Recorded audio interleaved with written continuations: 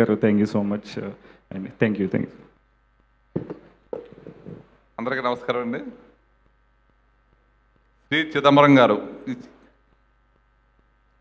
ఈ సినిమాకి ఈవేళ చీఫ్ గెస్ట్కి ఇచ్చేసినటువంటి కీరవాణి గారికి, అలాగే ఆనంద్ దేవరకొండ గారికి, మొదటి నుంచి ఈ చిత్రబృందాన్ని, ఈ డైరెక్టర్ని వీళ్ళందరినీ ప్రోత్సహిస్తున్న నిహారిక గారికి ప్రత్యేక కృతజ్ఞతలు చెప్పుకుంటున్నాను. సినిమా ఎలా తీసానో 2-3 సార్లు చెప్పాను, కానీ ఇంకోసారి కూడా చెప్తా. వీళ్ళు క్రౌడ్ ఫండింగ్ కోసం తిరుగుతుంటే, సరే ఏదో విషయం ఉంది పాప కష్టపడుతున్నారని చెప్పి పిలిచి ఒక అరగంట విన్నాను నేను కదా. అరగంట విన్న తర్వాత సరే చేసేద్దాం, మే నెల దాటిపోతే వర్షాలు వచ్చేస్తే షూటింగ్ అవ్వదని చెప్పి అప్పటికప్పుడు నిర్ణయం తీసుకొని ఏప్రిల్ 22 వచ్చే నెలలో మే 11 షూటింగ్ వెళ్ళాం, అంతేనా? ఆ తర్వాత నేను ఎప్పుడు రిలీజ్ చేస్తామని అడిగాను తప్ప మధ్యలో నేను పెద్దగా ఏమీ చూడలేదు. అంతా మా అమ్మాయి వినీష వంశీ గారిని ఫాలో అవుతే చేసుకుంటే చివరికి వస్తలేక మనం మొత్తం మీద ఈరోజు ఈ రకంగా రూపుదాల్చింది. ఇది ఈ కీరవాణి గారు వచ్చినా, ఈరోజు ఆనంద్ గారు వచ్చినా, ఎవరు వచ్చినా అంతా డైరెక్టర్ గారు తీసుకొచ్చారు. ఇవన్నీ వాళ్ళ ప్రతిభే. ప్రొడ్యూసర్గా దీన్ని ఎంతవరకు తీసుకెళ్లాలో, ఏం చేయాలో, ఎంత ఇన్వెస్ట్మెంట్ విషయంలో కానీ ఎక్కడ రాజీ పడకుండా నేను చేశాను. ఈ చిత్రం ద్వారా వీళ్ళందరూ ఒక వెలుగులోకి వస్తే నాకు చాలా సంతోషం. మన ప్రీ రిలీజ్ ఈవెంట్లో కొత్త డైరెక్టర్లు అందరూ వచ్చి కూడా అభినందించినప్పుడు, అలాగే ఈవేళ వీళ్ళందరూ పొగుడుతున్నప్పుడు నాకు కళ్ళంట నీళ్ళు వస్తున్నాయి. ఎందుకంటే నేను చేసింది ఎంత మంచి పైన, ఏదో దిగిపోయాను, నేను ఏదో సినిమా చేసేయాలనుకున్నాను, కానీ ఇంత మంచి పని అవుద్దని అనుకోలేదు.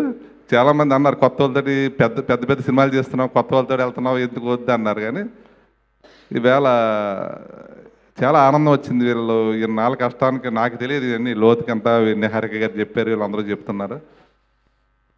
నేను చేసే పనిలో ఉన్న సేవాభావం, ఆ సంకల్పం శుభ సంకల్పం అయిందని చెప్పి నేను చాలా సంతోషిస్తా. ఈ చిత్రాన్ని ప్రేక్షకులు కూడా 6వ తారీఖున తప్పనిసరిగా చూసి వీళ్ళని ఎంకరేజ్ చేస్తారని కోరుకుంటున్నాను.